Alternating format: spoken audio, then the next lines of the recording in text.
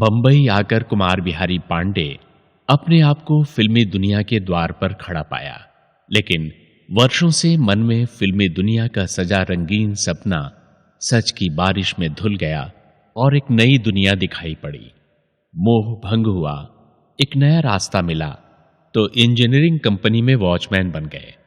अब आगे की कहानी सुनिए भाग 5 में। चौकीदारी मैंने बदस्तूर जारी रखी, पर अब मैं जरूरत से ज्यादा सतर्क रहने लगा था। उसूलन जब मेरे सोने का समय हुआ करता था, तब भी मैं सोने की जगह चारों तरफ घूम घूम कर बिल्डिंग की चौकीदारी ही करता रहता था। ऐसे ही एक रात लगभग 3 बजे जब मैं जागता हुआ बिल्डिंग के कंपाउंड में चक्कर लगा रहा था कि अचानक उस बिल्डिंग में रहने वाले इलियट साहब नीचे आए और मुझसे पूछने लगे, क्या मैंने उनके बेटे को देखा था? उनका बेटा उन्हीं दिनों अमेरिका से भारत आया था। मैंने उनकी बात का जवाब देते हुए कहा, हां, मैंने देखा था। शाम को एक विदेशी लड़की के साथ कार में बैठकर जाते देखा था। पता नहीं मेरी बात सुनकर वो इतना खुश क्यों हुए कि ठहाका मारकर हंस पड़े और कहने लगे, गुड, वेरी गुड। गांव के भारतीय संस्कारों में जकड़ा मेरा मन समझ ही नहीं पाया कि इसमें खुश होने जैसी क्या बात थी। एक बिन ब्याह जवान लड़का एक बिन ब्याही जवान लड़की के साथ रात रात भर बाहर घूमे, रंगरेलियां मनाए, ये किसी भारतीय पिता के लिए खुश होने की नहीं, अपना माथा पीट लेने वाली बात थी। लेकिन वो विदेशी थे, उनके अपने संस्कार थे, अपनी परंपराएं थी। वे लोग अपने लड़के लड़कियों को एक दूसरे के साथ मौज मस्ती करता जानकर शायद खुश होते होंगे। खैर, मुझे इन बातों से क्या लेना देना था। इलियट साहब वापस ऊपर चले गए। इस घटना से और कुछ हुआ हो या न हुआ हो, पर अपनी ड्यूटी ना होने पर भी मुझे ड्यूटी करता देखकर इलियट साहब मन ही मन शायद मेरे ऊपर बहुत खुश हो उठे थे। हालांकि उस वक्त ये बात उन्होंने बिल्कुल जाहिर नहीं की थी, लेकिन 2-3 दिन बाद इलियट साहब की हिंदुस्तानी पत्नी एक दिन मेरे पास आकर कहने लगी कि इलियट साहब चाहते हैं कि तुम उनकी कंपनी में काम करो। तब मैं चौंक उठा। मैंने सोचा, ये मेहरबानी मेरे ही ऊपर क्यों? और मुझे तुरंत इलियट साहब से हुई अपनी मुलाकात याद हो आई कि किस तरह से इलियट साहब अपने बेटे के बारे में पूछने नीचे आए थे और मेरी ड्यूटी ना होते हुए भी मुझे ड्यूटी करता देख गए थे। मैंने इलियट साहब की पत्नी से पूछा, क्या काम करना होगा? वो बोली, चौकीदार का काम। और क्या काम? मैंने विनम्रता पूर्वक इलियट साहब की इस मेहरबानी का शुक्रिया अदा करते हुए उनकी पत्नी को उत्तर दिया, मैम साहब, जब चौकीदारी ही करनी है तो यहां क्या खराबी है? इलियट साहब की कंपनी तो एक प्राइवेट कंपनी है, यह तो एक सरकारी नौकरी है। अब सरकारी नौकरी छोड़कर प्राइवेट कंपनी में चौकीदारी करना कहां की अक्लमंदी है? हां, अगर इलियट साहब मुझे याद आया वादा करें तो मैं उनकी कंपनी में काम करने को तैयार हूं। मेरी बात सुनकर वो कहने लगी, ठीक है, तुम्हारी बात मैं इलियट साहब को बता दूंगी। इतना कहकर वो वापस लौट गई। मैं फिर अपने काम में लग गया। कुछ देर बाद ही इलियट साहब अपने नाइट गाउन में हाथ में शॉप थ्योरी नामक किताब पकड़े नीचे आए। मेरे पास आते ही उन्होंने खुशी से मेरी पीठ पर एक धौल जमाते हुए कहा, मैं तुम्हारी बात से बहुत खुश हुआ, मैं तुम्हें टेक्निकल काम जरूर सिखाऊंगा। इतना कहकर वे लौट गए। मैं मन ही मन लड्डू फोड़ने लगा।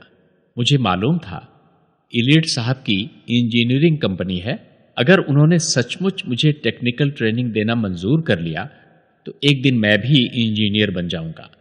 भले ही मेरे पास डिग्री नहीं होगी, हाथ में हुनर तो होगा, मैं शान से अपनी जिंदगी बसर कर सकूंगा। एक टेक्निकल आदमी कहीं भी अपनी रोजी रोटी कमा सकता है। बर्तन मांजने, होटल की बैरागिरी और चौकीदारी जैसे कामों से तो अवश्य छुटकारा मिल जाएगा और एक नया हुनर अपने हाथों में आ जाएगा और एक दिन मैं कुछ बनकर दिखा पाने का सपना पूरा कर पाऊंगा। 2-3 दिन बीत गए पर कुछ नहीं हुआ। मुझे लगा शायद इलियट साहब ने अपना इरादा बदल दिया है। मन ही मन सोचने लगा, बेटा कुमार बिहारी, तुम्हारे नसीब में इंजीनियरिंग नहीं है। पर तीसरे दिन अचानक इलियट साहब की मेम साहब मुझे ले जाने के लिए आ पहुंची। वो बोली, चलो, इलियट साहब ने तुम्हें फैक्ट्री ले आने को कहा है। मेरी खुशी का पारावार नहीं था। मैं तुरंत उनके साथ इलियट साहब की फैक्ट्री के लिए रवाना हो गया। मैं मेम साहब के साथ फैक्ट्री पहुंचा। इलियट साहब की फैक्ट्री थी बड़ी शानदार। उसे देखकर मैं बहुत प्रभावित हुआ। उसमें बहुत सारे कर्मचारी काम करते थे। इलियट साहब ने अपने सुपरिंटेंडेंट मिस्टर F.K. अमीन, मैनेजर, अकाउंटेंट, कैशियर आदि सारे महत्वपूर्ण व्यक्तियों को बुलवाया, उनसे मेरा परिचय करवाया। परिचय करवाने के बाद वो मुझसे कहने लगे, अमीन साहब को रात 11 बजे तक तथा कैशियर, मैनेजर और अकाउंटेंट को रात 8 बजे तक फैक्ट्री के अंदर आने देना। उसके बाद किसी भी आदमी को फैक्ट्री में आने की इजाजत नहीं देना। ये लो चाबियां, आज से तुम इस फैक्ट्री के इंचार्ज हो। फिर अमीन साहब की तरफ मुड़कर उनसे बोले, अमीन साहब, ये लड़का जिस मशीन पर भी काम सीखना चाहे, मेरी तरफ से इसे पूरी छूट है। मैं भौचक्का सा रह गया। इलियट साहब कह क्या रहे हैं? वैसे मैं मन ही मन फूल कर कुप्पा बना जा रहा था कि अचानक ही मैं इतनी बड़ी फैक्ट्री का इंचार्ज बना दिया गया था। इलियट साहब का बड़े से बड़ा मुलाजिम भी मुझसे थोड़ा भयभीत सा था कि आखिर मैं हूं कौन जिसे इलियट साहब इतना महत्व दे रहे हैं। उधर जब मैं लाइफ इंश्योरेंस कॉरपोरेशन की बिल्डिंग में अपना सामान लेने पहुंचा तो वहां हंगामा मच गया। हर आदमी मुझे समझाने की कोशिश करने लगा कि नौकरी छोड़कर इलियट जैसे डंकी के साथ काम करने जा रहा हूं। जी हां, डंकी। पूरी बिल्डिंग भर में इलियट साहब इसी नाम से जाने जाते थे। अपने स्वभाव के कारण वो पूरी बिल्डिंग में बदनाम थे और लोगों ने चिढ़कर उनका नाम डंकी रख छोड़ा था। गुस्सा तो इलियट साहब की नाक पर रहता था और अंग्रेजी में मां बहन की गालियों के बिना तो वो एक बात भी नहीं करते थे। इसलिए बिल्डिंग का एक भी आदमी नहीं चाहता था कि मैं उस बिल्डिंग में काम छोड़कर इलियट साहब के साथ काम करूं। वहां के लोगों की अपने प्रति ये सद्भावना, ये प्रेम देखकर मेरा दिल भर आया। लेकिन मैं उनकी बात मान भी तो नहीं सकता था। मेरी पूरी जिंदगी, मेरा पूरा करियर जो मेरे सामने था। इलियट साहब मुस्तैल जरूर थे, पर मन के बहुत भले थे। वैसे भी कहावत है, दुधारू गाय की दो लातें भी भली। ये तो मेरी जिंदगी का सवाल था। मैंने बिल्डिंग वालों को समझाते हुए कहा, अरे अभी तो जा ही रहा हूं, अगर इलियट साहब के साथ नहीं जमा तो वापस आ जाऊंगा। रही काम की बात, तो आप सब लोग तो हैं ही ना। आप लोग जब मुझसे इतना प्यार करते हैं तो कहीं ना कहीं काम दिलवा ही देंगे। काम की भला मुझे क्या कमी होगी। किसी तरह समझा बुझाकर मैं बिल्डिंग वालों से विदा लेकर इलियट साहब के पास काम करने चला आया। इलियट साहब की कंपनी के लोग धीरे धीरे मुझसे घुलने मिलने लगे। मुझसे पूछते, इलियट साहब मुझे क्यों इतना मानते हैं? अब मैं उन लोगों के प्रश्नों का क्या उत्तर देता? यही कह देता कि ये इलियट साहब का बड़प्पन है। हां, मैं अपने काम को पूरी मेहनत और पूरी निष्ठा के साथ करता हूं। शायद काम के प्रति मेरे समर्पण को देखकर ही वो मुझसे इतना खुश हैं और मुझे अपने बेटे जैसी अहमियत देते हैं और वैसा ही प्यार करते हैं। धीरे धीरे मेरे प्रति लोगों का भय समाप्त हो गया। हां, एक सम्मान का भाव अब भी सब लोगों के अंदर मौजूद था। कंपनी का बड़े से बड़ा कर्मचारी कोई फैसला करने से पहले मेरी राय अवश्य लिया करता था। मैं इसी पर फूला रहता था। वरना सच पूछो तो मेरी हैसियत ही क्या थी? एक केयर टेकर, यानी कि अगर आम भाषा में कहा जाए तो वही चौकीदार। लेकिन अपनी गलतफहमी का शिकार बना मैं खुद को कंपनी का एक बड़ा ऑफिसर समझ ऐंठ में घूमा करता था। इसी में गर्व महसूस करता रहता था कि कंपनी का बड़ा से बड़ा कर्मचारी मेरी इज्जत करता है। एक दिन कंपनी के सुपरिंटेंडेंट अमीन साहब ने मुझे अपने घर बुलाया। बड़े प्रेम से मिले। खाने का समय था। मुझे भी अपने साथ डाइनिंग टेबल पर खाना खिलाया। इसके बाद बातों ही बातों में वो मुझसे बोले, बुरा मत मानना बिहारी, इलियट साहब जब तुम्हें कंपनी में लाए थे तो बोले थे कि तुम काम सीखना चाहते हो और इसके लिए उन्होंने मुझे किसी भी मशीन पर काम करने की खुली छूट दी थी। लेकिन तुम तो किसी दिन किसी मशीन के पास फटके तक नहीं। अमीन साहब की बात सुनकर मुझे सचमुच एक झटका सा लगा। उनकी बात एकदम सच थी। ये तो वही बात हुई, आए थे हरिभजन को ओटन लगे कपास। मैं तो फैक्ट्री में काम सीखने, एक टेक्निकल व्यक्ति बनने के लिए आया था। यही शर्त तो मैंने इलियट साहब के पास काम करने के लिए रखी थी, पर उस दिशा में तो मैंने अब तक कोई प्रयास ही नहीं किया। मैं तो झूठे सम्मान में ही फूला फूला घूम रहा था। मैंने अमीन साहब से कहा, अमीन साहब, मेरी गलती हुई, आपने मेरी आंखें खोल दी। आप बहुत अच्छे टेक्नीशियन हैं, आप कल से ही मुझे काम सिखाने की मेहरबानी करें। अमीन साहब बहुत भले इंसान थे। उन्होंने तुरंत मेरी बात स्वीकार कर ली और मुझे काम सिखाने का वादा किया। अमीन साहब के शब्दों ने सचमुच मेरी आंखें खोल दी थी। मैंने मन ही मन प्रतिज्ञा की कि अब जब तक इलियट साहब की फैक्ट्री में लगी तमाम मशीनों पर मैं काम करने की महारत नहीं हासिल कर लेता, मुझे सारा सुख चैन हराम है। और उस दिन के बाद इलियट साहब की फैक्ट्री मेरा घर भी बन गई। अब मुझे सिर्फ एक ही धुन सवार थी, वो थी काम सीखने की। अमीन साहब ने सबसे पहले मुझे शेपिंग मशीन पर काम करने के लिए खड़ा किया। उस दिन मुझे वो शेपिंग मशीन न लगकर हिमालय पर्वत जैसी दिखाई पड़ती थी। मुझे ऐसा महसूस हुआ कि मेरा पूरा जीवन भी बीत जाएगा तो भी मैं इस मशीन पर विजय प्राप्त नहीं कर पाऊंगा। मैं मशीन के इर्द गिर्द घूमता रहता और वो मुझे छकाती रहती, लेकिन धीरे धीरे वो मेरे काबू में आने लगी और कुछ समय बाद मैं उसे अपने इशारों पर नचाने लगा। वो एक पालतू जानवर की तरह मेरी हर आज्ञा मानने लगी। मेरे मन को एक अपूर्व संतुष्टि अनुभव होने लगी।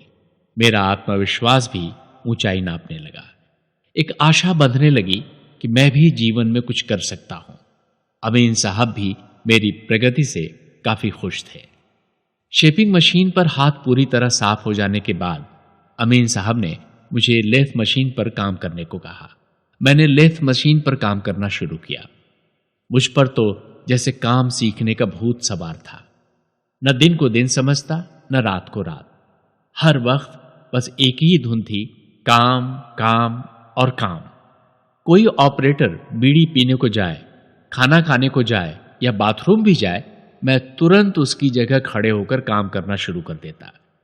जब कभी थककर चूर हो जाता तो टाट का कोई टुकड़ा बिछा, कॉटन वेस्ट का तकिया लगा, वहीं मशीनों के आगोश में थोड़ी सी झपकी ले लिया करता था। दिन, महीने और वर्ष के पंख लगाकर समय कब उड़ता चला गया मुझे पता ही नहीं चला।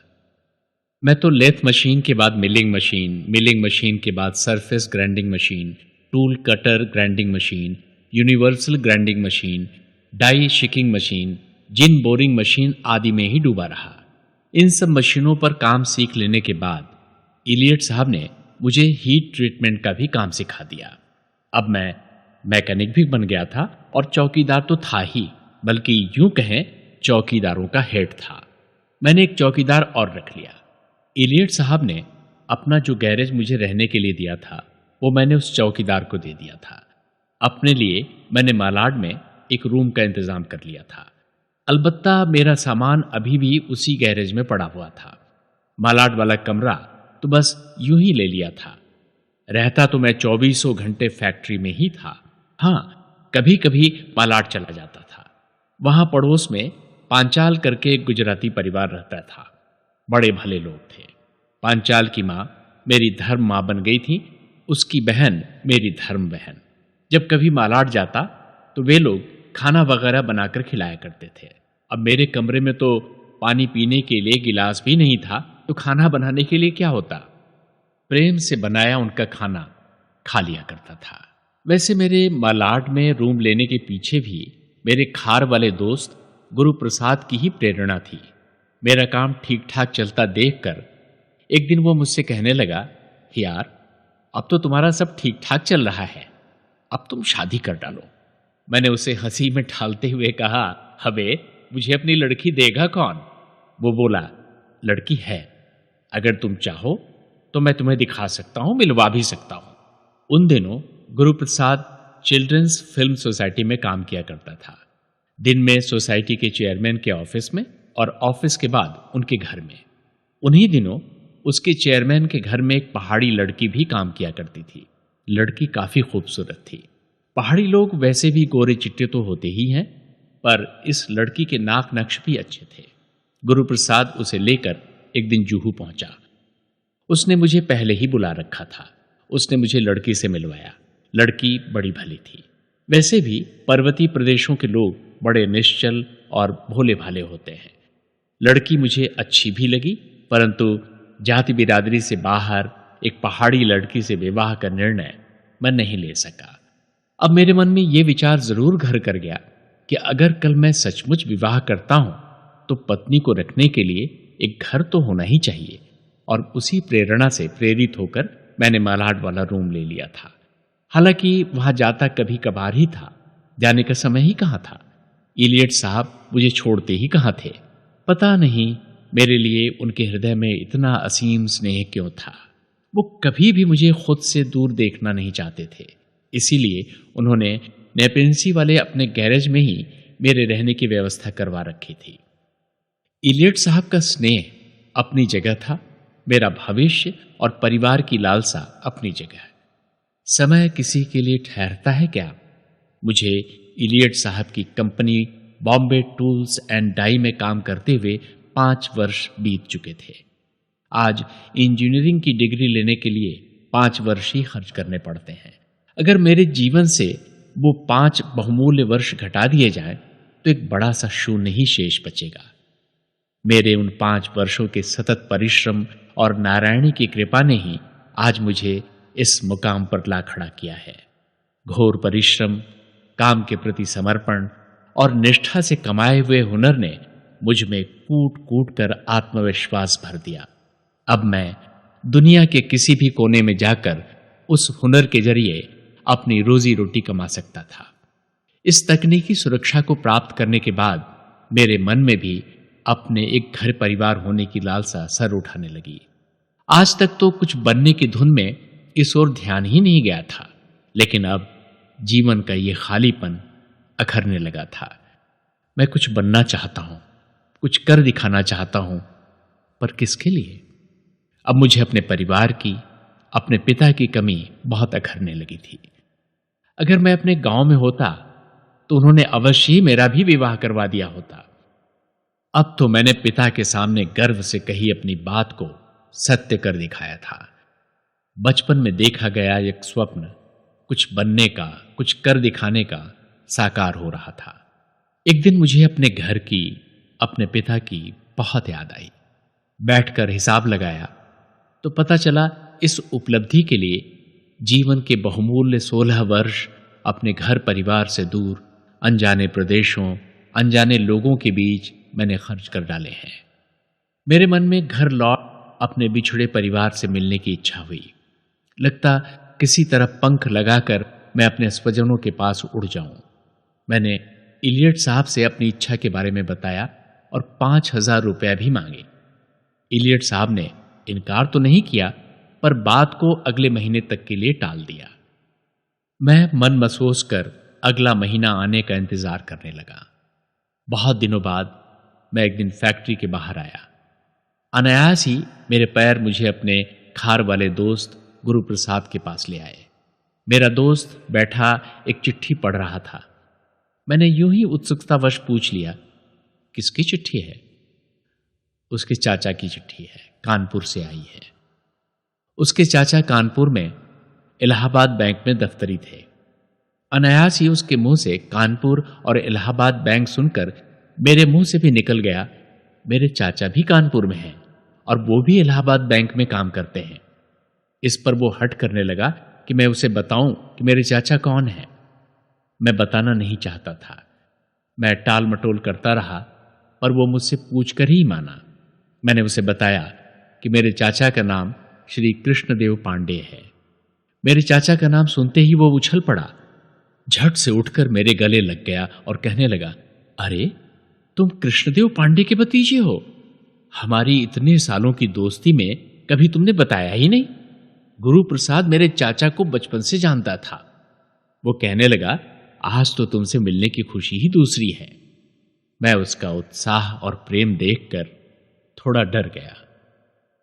मैंने उससे कहा, देखो गुरु प्रसाद, मैं नहीं चाहता कि मेरा कोई भी नाते रिश्ते वाला जाने कि मैं कहां हूं। इसीलिए मैंने आज तक अपने बारे में किसी को कुछ नहीं बताया, तुम्हें भी नहीं। आज अचानक मेरे मुंह से यह बात निकल गई। मेरी तुमसे गुजारिश है कि यह बात किसी को भी बताना मत। उसने मुझसे वादा किया कि यह बात किसी को भी नहीं बताएगा। मैं फैक्ट्री वापस लौट आया। मेरे फैक्ट्री पहुंचते ही आसपास की तमाम फैक्ट्रियों के चौकीदार मेरे पास भागे चले आए। उन्होंने बताया कि मेरी गैर मौजूदगी में इलियट साहब आए थे। आसपास के तमाम लोग इलियट साहब को खूब पहचानते थे। 7 फुट से भी ऊंचे लहीम सहीम इलियट साहब अपने फक्कड़ स्वभाव के लिए पूरे इलाके में मशहूर थे। चौकीदार बताने लगे कि उन्होंने दरवाजे पर ताला बंद देखा तो उस खिड़की के रास्ते अंदर गए, ग्राइंडिंग मशीन पर कुछ काम किया और उसी खिड़की के रास्ते वापस लौट गए। क्या तुम इलियट साहब को बताकर नहीं गए थे? मैंने उन लोगों को टाला और दरवाजे का ताला खोलकर अंदर पहुंचा। उस खिड़की के एक पल्ले पर लिखा था, डॉक्टर नो। जेम्स बॉन्ड की फिल्म डॉक्टर नो उन दिनों खूब धूम मचा रही थी। उसी का उल्लेख करते हुए इलियट साहब दरवाजे के पल्ले पर डॉक्टर नो लिख मुझसे मजाक कर गए थे। मुझे इलियट साहब का ये मजाक बिल्कुल अच्छा नहीं लगा। मुझे उन पर बहुत गुस्सा आया। दूसरे दिन इलियट साहब के फैक्ट्री पहुंचते ही मैंने फैक्ट्री की चाबियां उनके टेबल पर रखते हुए कहा, मुझे माफ कीजिए, अब मुझे आपकी फैक्ट्री में काम नहीं करना। इलियट साहब भौचक्के रह गए। वो पूछने लगे, क्यों? आखिर क्या बात है? मैंने कहा, बात यह है कि जब मालिक ही चोरों को रास्ता दिखाएगा कि इस तरफ से फैक्ट्री में घुसकर चोरी की जा सकती है, तो चौकीदार क्या कर सकता है? एक दिन चोरी होगी और पुलिस मुझे पकड़ कर ले जाएगी। ताला बंद होने पर भी आप खिड़की के रास्ते अंदर आए और डॉक्टर नो लिखकर वापस चले गए। इलियट साहब बहुत समझदार आदमी थे। उन्होंने मेरा तर्क समझा और कहने लगे, अरे वो तो मैंने तुमसे मजाक किया था, लेकिन तुम्हारा पॉइंट सही है। मुझे ऐसा नहीं करना चाहिए था। I am sorry. आइंदा ऐसा कभी नहीं करूंगा। अब तो खुश हो जाओ, जाकर काम करो। अब जब एक मालिक अपने नौकर से माफी मांग रहा हो तो उसे मना कैसे किया जा सकता था। मैंने चाबियां उठाई और वापस काम पर लग गया। अचानक एक दिन गुरु प्रसाद मेरे पास भागा भागा आया और बताने लगा कि मेरा छोटा भाई मुझे ढूंढता हुआ उसके पास पहुंच गया है। इसका मतलब था कि बात गुरु प्रसाद के पेट में पची नहीं और उसने अपना वादा तोड़ मेरे बंबई में रहने की बात मेरे घर वालों को सूचित कर दी थी। और जब मेरा भाई उसके घर पहुंच गया तो वो घबराया कि अब चोरी पकड़ी जाएगी और भागा भागा मेरे पास आया। मुझे गुरु प्रसाद पर बहुत गुस्सा आया। मैंने कहा, तुमने वादा करके भी मेरे घर वालों को बता ही दिया ना। वो बहुत शर्मिंदा हुआ और कहने लगा, यार तुम्हारे घर वाले 16 सालों से तुम्हारे लिए परेशान हो रहे थे। जब नहीं मालूम था तब नहीं मालूम था, लेकिन जब मालूम हो गया था तब कैसे छुपा पाता। मैंने तुम्हारे चाचा को कानपुर चिट्ठी लिख डाली थी। तुम्हारा भाई बता रहा था कि तुम्हारे चाचा ने तुम्हारी बहन और बहनोई को बताया। तुम्हारी बहन और बहनोई भी कानपुर में ही रहते हैं और हां, तुम्हारे बहनोई आईजीएस में नौकरी करते हैं। उन्हीं लोगों ने तुम्हारे घर सूचना भेजी थी। मैंने गुरु प्रसाद को बताया, यार मैं तो खुद ही गांव जाना चाहता था। मैंने इलियट साहब से पैसे भी मांगे हैं और उन्होंने अगले महीने देने का वादा भी किया है। मैं अपने घर वालों को एक सरप्राइज देना चाहता हूं, पर तुमने सब गुड़ गोबर कर दिया। खैर, जो हुआ सो हुआ। अब तुम मुझे उसे दूर से दिखा दो। इतने सालों बाद मैं ये देख लूं मेरा भाई कैसा है। उसके बाद तुम उसे खूब अच्छी तरह से बंबई घुमा फिरा कर वापस घर भेज देना।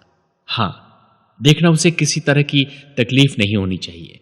जैसे ही मुझे पैसे मिलते हैं मैं खुद अपने घर जाऊंगा। गुरु प्रसाद ने बड़े प्यार से उसे कई दिनों तक पूरा शहर घुमाया, खूब खिलाया पिलाया और कहा, फैक्ट्री से पता चला है तुम्हारे भाई को मद्रास से लौटने में काफी दिन लगेंगे, शायद महीनों भी लग सकते हैं। तुम गांव लौट जाओ। जैसे ही तुम्हारा भाई मद्रास से वापस लौटेगा, मैं उसे हर हालत में तुम्हारे पास गांव भेज दूंगा, नहीं तो मैं खुद उसे लेकर आऊंगा। इस तरह समझा बुझाकर थोड़े रुपए देकर भाई को वापस गांव भेज दिया। अनुभवों के आकाश के लेखक कुमार बिहारी पांडे ने संघर्षों से जूझते हुए अभाव को भाव ढूंढने का हथियार बनाकर कैसे जिंदगी को खूबसूरत और लाजवाब बनाया, आइए ये गाथा सुनते हैं अब अगले अंक में।